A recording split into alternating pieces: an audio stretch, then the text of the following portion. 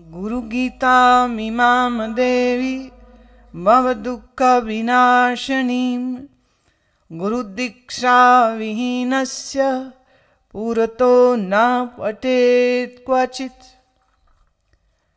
भाव दुख का नाश करने वाली इस गुरु गीता का पाठ गुरु दीक्षा विहीन मनुष्य के आगे कभी नहीं करना चाहिए। जिसको गुरु से मतलब नहीं, गुरु से कोई प्यार नहीं, और ऊपर से ये भी पता हो कि ये बंदा निंदक है, विरोधी है, शठ है, पाखंडी है, धूर्त है, ऐसे आदमी को बैठ के आप सुनाने लग जाओ, आओ तुमको बताते हैं गुरु की महिमा क्या होती है, गुरु गीता क्या होती है, तो ये आप ही एक अपराध कर रहे हो। क्यों सुना रहे हो उसको? पहले तो ये बात कही कि गुरु गीता का ये ज्ञान शठ पाखंडी धूर्त को न सुनाए। अब वो कह रहे हैं कि गुरु से सुनने के बाद तुम शिष्यों को कह रहे हैं, तुम श्रोता को कह रहे हैं कि अब ये बात तुम जा करके उनको मत बताना जिनको अभी कोई भावना नहीं है। ऐसे आदमी को समझाने की अपेक्षा, मान लो ऐसा कोई बंदा तुमसे ही पूछने लग जाए, जिरह करने लग जाए, सवाल जवाब करने लग जाए, डिबेट करने लग जाए, डिस्कस करने लग जाए, उस बंदे को बोलो कि भाई तेरी दुनिया तेरी है, मेरी दुनिया मेरी है, जो मैं समझता हूँ वो तू नहीं समझेगा, जो तू समझता है वो मैं नहीं समझूंगा, तो तेरी मेरी बात बनती नहीं। सो इस मुद्दे को साइड में रखो और बताओ क्या हालचाल है। आप क्या करते हो? ऐसे लोगों के साथ आप आगे से वाद विवाद करने लग जाते हो, और इतने बुद्धिमान तो हो नहीं कि तुम उसको अपने तर्कों से हरा पाओ। होगा ये कि तुम खिंच जाओगे, तुम्हें गुस्सा आने लग जाएगा, फिर लड़ाओगे, और जब तुम लड़ोगे तो वो कहेगा लो तेरे गुरु ने यही सिखाया तेरे को, तू लड़ता है आगे से। अब इसमें भी आपने गलती कर दी। जब तक कोई प्यास न दिखाए तब तक यह बात न सुनाओ। जिस दिन उसके अंदर वास्तविक भावना जगेगी तब जरूर बताओ, तब कहना भी चाहिए। लेकिन उसके पहले आप करके देख ही चुके होगे किसी संबंधी, किसी रिश्तेदार, किसी को कि चल जहां हम जाते तेरे को भी ले चलते, जहां हम सत्संग सुनते चल तुमको भी ले चलते। वो आगे से 10 बातें तुमको सुनाएगा। खामखा आपने स्वयं ही अपने गुरु की निंदा करवा ली। क्या मिला उसमें से? जिसकी जब लॉटरी खुलेगी ना तभी खुलेगी। ये भावना जब किसी के दिल में आएगी बस तभी आएगी, किसी के कहने से नहीं आती। और आप जितना कहोगे वो बंदा उतना ढीठ होके उसका विरोध करेगा।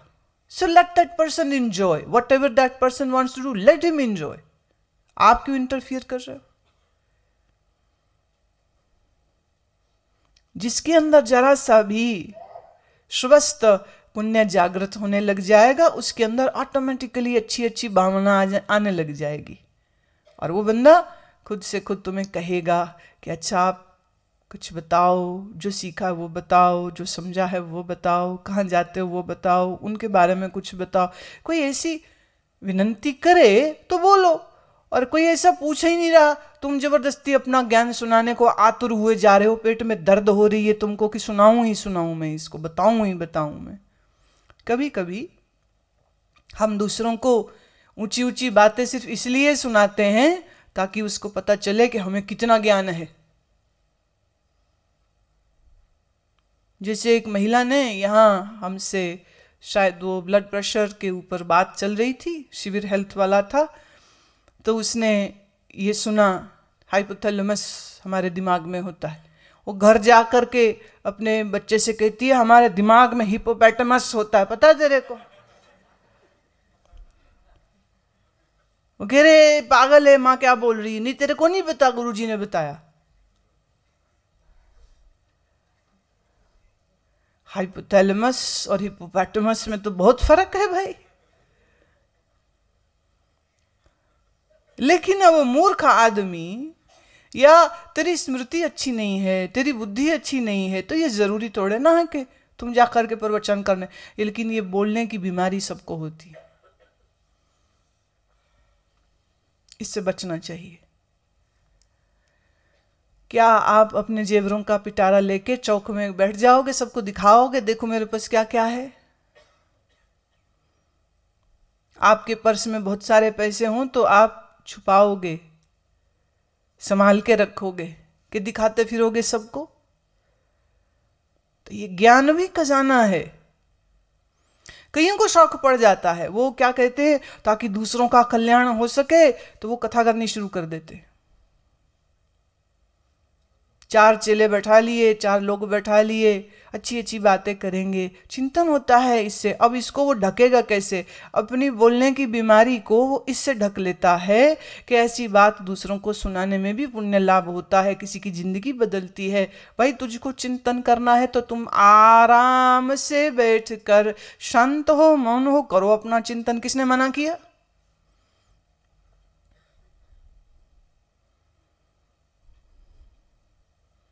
थोड़े दिन सुनते सुनते ना खुद टीचर हो जाने की खुजली हो जाती कईयों को शुरू। इससे बचना चाहिए। गंदे पोछे से तुम जमीन साफ नहीं करोगे, बल्कि जमीन और गंदी कर दोगे। अभी तुम्हारा अपना ही मन अंधकार से पूर्ण है। ऐसे में गुरुओं की, परम गुरुओं की श्रेष्ठ बातों को बोलने से तुम अपने गंदे मन की वजह से उनको भी गंदा कर दोगे। सुने, समझे और बस ध्यान में डूब जाए, सुनने में जोर दे। अब जिस समय मैं बोल रही होती हूँ, यहाँ 2-1 श्रीमान सज्जन, 2-1 देवियों को मैं देखती हूँ, वो फटाफट कॉपी डायरी में लिखने शुरू हो जाते। जो मैं बोल रही हूं ये तेरी अकल में अगर पहुंच गया ना तो कॉपी में लिखने की जरूरत ही नहीं रह जाएगी। क्या करोगे? जीवन में कोई मुश्किल परिस्थिति आ गई तो उस समय पर क्या करोगे? रुक, मैं अपनी डायरी खोल के बताता हूं। मैं अभी रुक तो सही जरा, तू सामने वाला लड़ रहा है, झगड़ रहा है, बंदूक तान दी किसी ने तुम्हारे ऊपर, और तुम्हें याद आया कि डायरी में गुरुजी ने एक बात कही थी कि मृत्यु का सामना करना पड़े तो ऐसे करे। तो रुक जरा, मैं जरा डायरी तो खोल लूंगा अपनी, उससे पढ़ूंगा, फिर बताऊं, फिर बताता हूं, रुक जरा। तो एक घसीटाराम ने आत्मरक्षा के लिए पिस्तौल ली। जिस एरिया से वो निकलता था ना, बड़े चोर डाकू लुटेरे थे, गाड़ी लूट लेते, गाड़ी छीन लेते, पैसा छीन लेते, मार भी देते। तो कईयों ने सलाह दी भाई कुछ वेपन रखो अपनी सेल्फ प्रोटेक्शन के लिए। तो उसने एक रिवॉल्वर खरीदा, 2.5 लाख रुपए का लिया। अब सोचता है कि अगर बाहर रखूंगा सामने सामने डैशबोर्ड पर तो ये ना हो ना मैं पानी वानी पीने बाहर जाऊं, तेल भराने कार में बाहर निकलूं और कोई वहां से उतार के ले जाए, निकाल के ले जाए। तो इसको सेफली मैं पीछे डिग्गी में रख देता हूं। तब उसने डिग्गी में रख दिया और एक दिन रास्ते में लूट मार करने वाले आ गए, रोक लिया उन्होंने।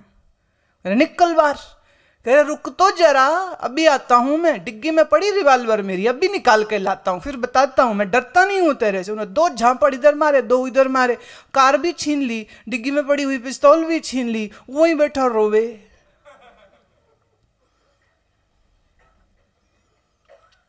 पिस्तौल से आत्मरक्षा होती है क्या? पिस्तौल ना हो तुम्हारे पास और ऐसी कोई स्थिति आ जाए, अगर आप बुद्धिमान हो, अगर आप विवेकी हो, तो उस स्थिति में भी उसमें से आप बाहर निकल जाओगे बड़ी आसानी से। मैं बताती हूँ, हमारे परम मित्र संत योगी स्वामी बुआ जी मैनहट्टन में रहते हैं, 58 स्ट्रीट में। उनके माने ये बहुत महंगा इलाका है, वेरी एक्सपेंसिव। वहाँ वो रहते हैं, उनके स्टूडेंट्स ने उनके लिए फ्लैट लिया है, वहीं वो अपनी क्लास लेते थे। एक दिन चोर आ गए।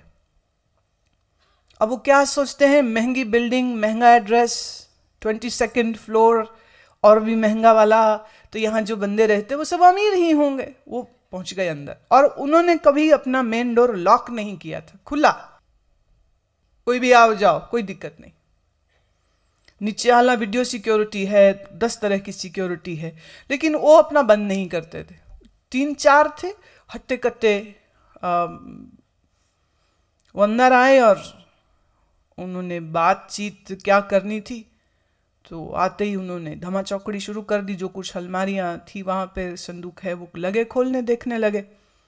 ये बैठे हुए थे, एक ने बंदूक इनके ऐसे कनपट्टी पे रख दी और कहते जो कुछ है दो मेरे को। तो आगे उसको देख के कहते, gentleman, what you are looking for is not here, it should be somewhere else, in some cupboard, not here. जो तू ढूंढने आया है पैसा या कुछ कीमती चीज, तो वो मेरे यहां थोड़ी रखी हुई है खोपड़ी के अंदर, वो तो किसी अलमारी में होनी चाहिए ना। तो फिर यहां क्या खोल रहा है, यहां तो कुछ नहीं मिलने वाला, कहीं और देख। उसे भी इतनी बात समझ तो आ गई, तो लगे खोलने, वहां कुछ मिला नहीं। तो उन्होंने बहुत जोर से उनके ऐसे मुंह पे मुक्का मार दिया, दांत भी टूट गए, उनके दांत बाहर गिर गए। और वो गिरे हुए दांत और बहते हुए खून से ही उसको कहते हैं, I am just a poor yoga teacher, I don't have anything.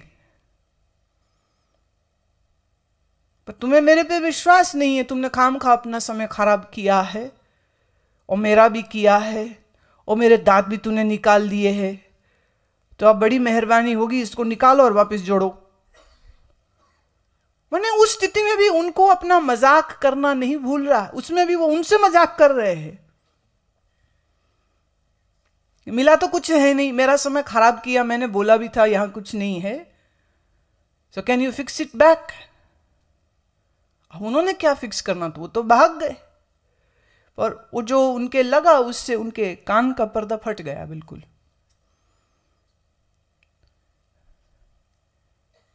सोच के देखिए, कनपट्टी पे बंदूक धरी है और उसको मजाक सूझ रहा है कि जो तू ढूंढ रहा है वो यहां थोड़ी है, तो यहां क्या कर रहा है, कहीं और करना इसको। जो ढूंढ रहा है वो अलमारी में देख, बक्से में देख, मेरे पास तो कुछ है ही नहीं। ज्ञान तुम्हारे अंतर होना चाहिए, किताबों में नहीं, कापियों में नहीं। और विशेषतः जब आप सामने बैठ करके सुन रहे हैं, तब उस समय लिखने का तो मतलब है कि तुम अपने आप को सर्टिफाइड मूर्ख समझते हो, इसलिए तुम्हें अपनी अकल पे भरोसा नहीं, इसलिए कॉपी पे लिखते हो कि मैं तो भूल जाऊंगा, पर कॉपी पे लिखा याद रह जाएगा। Be little respectful for yourself, थोड़ा तो अपना आदर कीजिए। हम तो आपको बहुत समझदार समझते हैं और आप बहुत बुद्धिमान हम आपको देखते हैं, आपको अपने ऊपर क्यों शंका होती है कि आपको लिखना पड़ता है? किस लिए लिखना? खर्च न खूटे, चोर न लूटे, दिन दिन बढ़त सवायो। ये ज्ञान धन को अपनी बुद्धि में, अपने हृदय में जगह दीजिए, कॉपी किताबों में नहीं। हां, जब आप यहां से उठ के जाओ, तब उस समय पर एकांत में बैठ के चिंतन कीजिए कि आज गुरु माँ ने क्या बोला। और उस समय चिंतन करते पर जो जो बात तुम्हारे को याद रह जाए, चाहो तो उसको लिख लो, क्योंकि अब वो जो तुम लिखोगे वो तुम्हारा अपना हो गया, क्योंकि वो बात तुम्हें समझ आ गई है।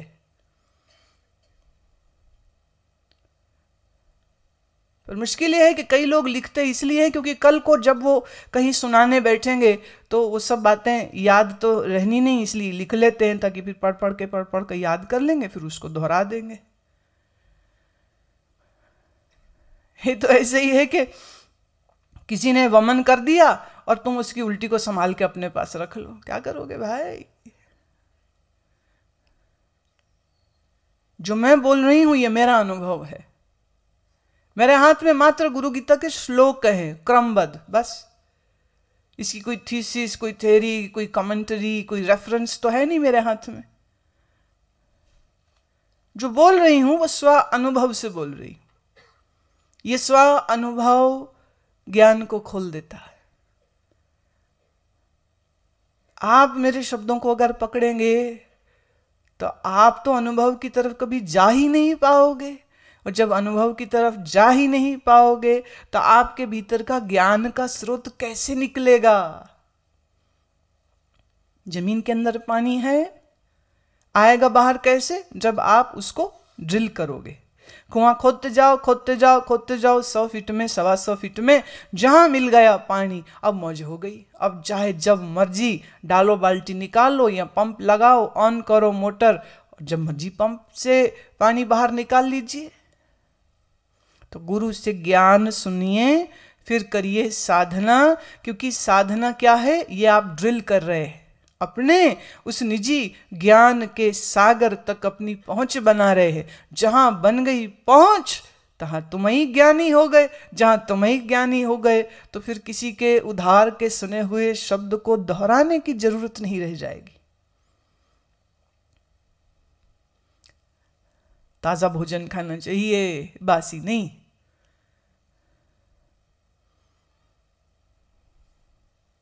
जो चीज आपके अनुभव की ना हो, रटी रटाई चीज ना ज्यादा काम नहीं आती। आदमी उल्टे बड़ा बेवकूफ बन जाता है कभी कभी उस चीज के चक्कर में। जैसे खजान चंद बेचारा खुद तो पढ़ ना पाया गरीबी के कारण, उसने अपने बच्चे को कॉन्वेंट स्कूल में डाला कि मेरा बेटा अंग्रेजी स्कूल में जाए, अंग्रेजी बोले। मैं तो नहीं कर पाया पर मेरा बच्चे को जरूर आए। माँ बाप करते ही है। बच्चे की स्कूल से वापसी थी तो उसने कहा चल मैं ले लूंगा, तो वो स्कूटर ले गया और अपने बच्चे को लिया। वापिस आ रहे थे, हुआ ये कि एक कार से स्कूटर टकरा गया। गलती इसी की थी। अब कार में हुई टक्कर तो कार में एकदम अप टू डेट मेम साहब बाहर निकली और जो लगी वो अंग्रेजी में बोलने। इसके तो समझ कुछ ना आई कि ये बोल क्या रही। इतना जरूर लगा कि जो भी बोल रही मेरे को कुछ गाली ही दे रही है ये। तो खजान चंद कहता बेटे अंग्रेजी स्कूल में डाला, किस दिन काम आएगा, दे जवाब इसको। बच्चा कहता है to the principal Amar Jyoti model school, sir I beg to say that I am feeling sick so I can not come to school. उसने पूरी सिक लीव की एप्लीकेशन उसने बोल दी। अब वो औरत सोचती भी क्या पागल है ये, क्या बोल रहा है ये मेरे को। तो वो कार में बैठी और उसने रिवर्स करी और निकल लिए। बाप बड़ा खुश हुआ, कहता ये बात हुई, ये बात हुई। बाप की मूंछ ऊंची कर दी तूने बेटे, आज मेरे को तेरे पे बड़ा गर्व हो रहा है। क्या अंग्रेजी बोली तूने? कह रहा पापा अभी तो थर्स्टी क्रॉ सुनाना था। अभी तो मैं पूरा बोला ही नहीं। जो ज्ञान आपका नहीं है वो आपके काम नहीं आता है। ज्ञान वही काम आता है जो आपके अनुभव में आया हो। इसे लिखने में नहीं जाना चाहिए। लिखने में क्यों पढ़ना?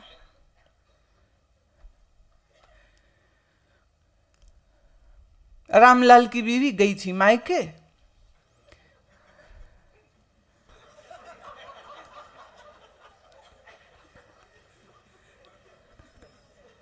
आगे सुनाने की जरूरत नहीं है। उसको बड़ी इच्छा हुई कि आज मैं मीट खाऊं। दुकान में गया, मीट कटवा के ले आया घर। तो रेसिपी उसने काट के रखी हुई थी। किचन में उसने मीट रखा और सब सामान बटोरने लगा। प्याज है, लहसुन है, टमाटर है, मिर्च है, मसाले है, ये सब है। इतने एक चील आई और मांस के उस लिफाफे को उसने उठाया और उड़ गई। रामलाल कहता ले जा, रेसिपी तो मेरे पास है। लिखा हुआ ज्ञान किसी के काम नहीं आता है। इस चक्कर में नहीं पढ़ना चाहिए।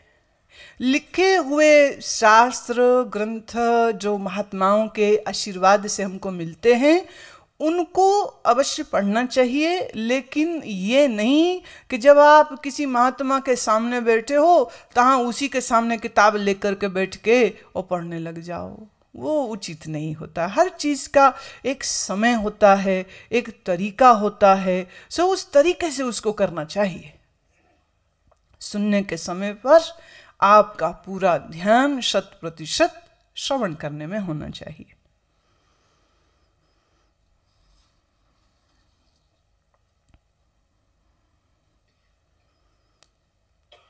भाव दुख का नाश करती है ये गुरु गीता, और इसको दीक्षा विहीन मनुष्य के आगे कभी भी कहना नहीं चाहिए। श्लोक है गुरु गीता मीमां देवी भव दुख विनाशिनीम। इस गीता के श्रवण करने से दुखों का विनाश हो जाता है। किसका होगा? जिसने इसको धारण किया। किसका होगा? जिसने वह सब गुणधर्म अपने में जगाए जिन गुण धर्मों को हमारे भीतर होना चाहिए। क्या कहा? शुद्ध चित्त, द्वंद्व रहित, राग द्वेष रहित, ममता रहित, तृष्णा रहित मन को करे। अब अगर ये कार्य नहीं किया तब तो दुखों का विनाश नहीं होगा। जिसके मन में राग द्वेष के कांटे गड़े हैं उसको सुख कहां? उसको सुख नहीं हो सकता है। तो जब तक तुम्हारे मन में किसी के लिए नफरत है और किसी के लिए अटैचमेंट है, आसक्ति है, याद रखिए आप सुखी नहीं रह सकते। ये आसक्ति दूसरे के लिए हो तो भी दुख देगी, और यही आसक्ति आपकी खाने में हो, सुनने में हो, देखने में हो, कुछ भोगने में हो तो भी दुख देगी। घर में भोजन बना है, खाने बैठे, शक्ल देखी भोजन की, ये क्या है, ये कोई खाना है? मेरे को नहीं है खाना। पत्नी कहती क्या करूं, जो था घर में बना दिया। नहीं, मुझको ये नहीं खाना, चल उठ बाजार चलते, वहीं खा के आते। सर्दी के दिन है, स्कूटर में मियाँ बीवी बच्चे चले गए, सर्दी ठंडी हवा खाते हुए देर हो गई, पहुंचते पहुंचते ट्रैफिक बहुत था। फाइनली जब दुकान में पहुंचे तो वहां इतनी भीड़ लगी है, वो कहते जी वेट करिए, वेटिंग पीरियड इज 1 आवर। एक तो भूख लगी है, ऊपर से ठंड खाए हैं, और ऊपर से भी 1 घंटा और रुकने को बोल दिया। रुके रुके में बच्चे तो बिलबिला रहे हैं, ये दे दो, गुब्बारा दिख रहा है वो ले दो, आइसक्रीम मिल रही वो ले। तो करते करते में 500 रुपया तो यहीं खुल गया। खाने की अभी वेट हो रही है। फाइनली जब बारी आई, अंदर आके बैठे, मेन्यू कार्ड देखा, कहते अच्छा पालक पनीर दे, कहते जी वो तो खत्म हो गया। अच्छा चल मखनी दाल दे दे, जी वो भी खत्म हो गई। कह रहे क्या मतलब? कह रहे साहब टाइम देखिए, ये हमारा बंद करने का वक्त है, आप बंद करने में आएंगे तो हम आपको क्या दे सकते हैं? कहते अच्छा फिर क्या है, वही बोल दे। कहते जी मूंगी मसर दाल है। कहते बेवकूफ, वही तो घर में बनी थी, वो छोड़ के तो यहां मरने आया हूं, यहां फिर तू वही दे रहा है मेरे को। और पत्नी मजा लेके कह के अब खा, अब खाओ। घर में चुभ रहा था ये सब खाना, पैसा भी खर्च हुआ, तकलीफ भी हुई, कष्ट भी हुआ। किसकी वजह से? जीव के स्वाद की वजह से। आसक्ति भोजन की हो, आसक्ति सुनने की हो, आसक्ति देखने की हो, हर प्रकार की आसक्ति अपने साथ कुछ न कुछ तकलीफ तो लाएगी ही लाएगी। नहीं लाएगी क्या? आसक्ति हो जाए नाती पोते में, कल भी बात हुई थी, जो इच्छा पुत्र पुत्री से पूरी ना हो पाए वो फिर नाती पोते से पूरी करने की सोचता है। और नाती पोता जब तक तो है छोटा, तब तक तो है तेरे हाथ का खिलौना। जिस दिन वो बड़ा हो गया, उसका अपना दिमाग होगा, उसकी अपनी चॉइसेस होंगी। और छोटे बच्चों का तो क्या ही कहना, तो मनमौजी होते, जो करे सो करे, ना करे तो ना करे। ये कहीं लिखित तोड़े है कि आप जिसको प्यार करेंगे वो पलट के आपको भी प्यार करेगा? ये तो जरूरी नहीं है। अच्छा नहीं करे तो मुसीबत, और अगर करने लग गया तो तुम ममता में और फंस जाओगे, यहां भी मुसीबत। नहीं करे तो दुखी होते, करे तो संसार तो ऐसा है, यहां से चखो तो भी जहर, वहां से चखो तो भी जहर। चीज मिल जाए तो भी दुख देती है, न मिले तो निश्चय ही दुख देती है।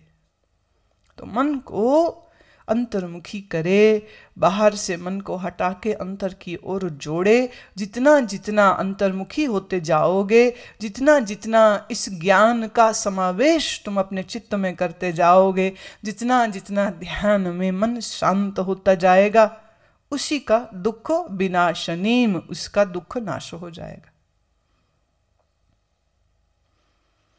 खाली रेसिपी पढ़ लेने से स्वाद नहीं आता है, उस रेसिपी अनुसार सामान इकट्ठा करो, बनाओ, ठीक भी बन जाए और फिर खाओ तो स्वाद आता है। ऐसे ही जो तुम सुन रहे हो ये दुख से बाहर आने की रेसिपी है, लेकिन पकानी तो तुम्हें ही पड़ेगी। तो संयम, नियम और प्रार्थना, चित्त शुद्धि, सत्कर्म करते रहना, ये सब चीजें जब आपके जीवन में जैसे जैसे बढ़ने लग जाएंगी, उतना ही रंग तुम्हारे जीवन में छाने लग जाएगा, उतनी ही आनंद, उतना ही मस्ती तुम्हारे जीवन में बढ़ने लग जाएगी। और जिस दिन आपके जीवन में यह रंग आ जाएगा ना, शायद उसी दिन तुम्हें गुरु के महत्व का वास्तव में पता चलेगा कि गुरु ने क्या दिया है। अभी तो लगता है कथा वार्ता बहुत लोग कहते हैं, हमारे गुरुजी भी कह देते हैं, बहुत लोग गाते हैं, हमारे गुरुजी भी गा देते हैं, बहुत लोग के साथ ही तुलना ही करता रह जाता है। पर जिसके मन का पर्दा उठ गया, जो द्वैतता से बाहर आ गया, चित्त जिसका शांत हुआ, बुद्धि जिसकी भ्रम रहित हुई, वही अनुभव कर पाएगा कि गुरु की वास्तविक कृपा क्या है, गुरु की परम अनुकंपा क्या है, जिसके मिलने पर जीवन सुधर जाता है, जीवन निखर जाता है, बाहर आ जाती है।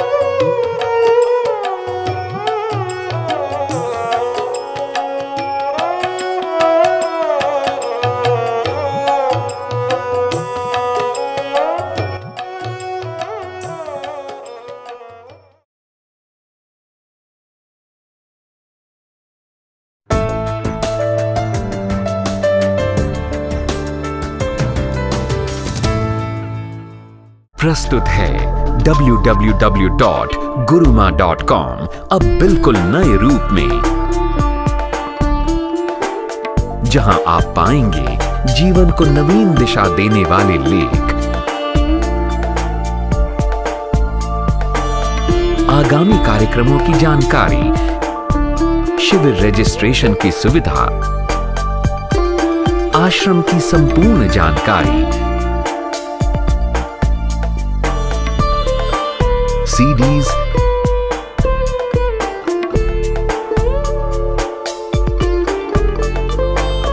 DVDs,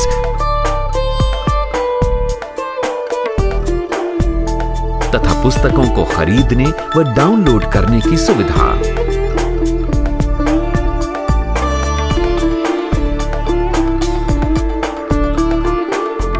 अनुपम प्रवचन, भजन, दर्शन दीजिए राम, दर्शन दीजिए गुरबानी, सजन प्रीतम मेरे आ। कीर्तन आदि के वीडियोस का विशाल संग्रह है और बहुत कुछ। अब आप भारत में रोज टीवी पर आने वाले अमृत वर्षा के एपिसोड भी इस वेबसाइट पर देख सकते हैं। इसके अलावा आप यहां देख सकते हैं समय समय पर आयोजित कार्यक्रमों का सीधा प्रसारण। जुड़ें, विचारशील बने, अपने विकास की ओर कदम बढ़ाएं। अभी लॉग ऑन करें www.guruman.com पर।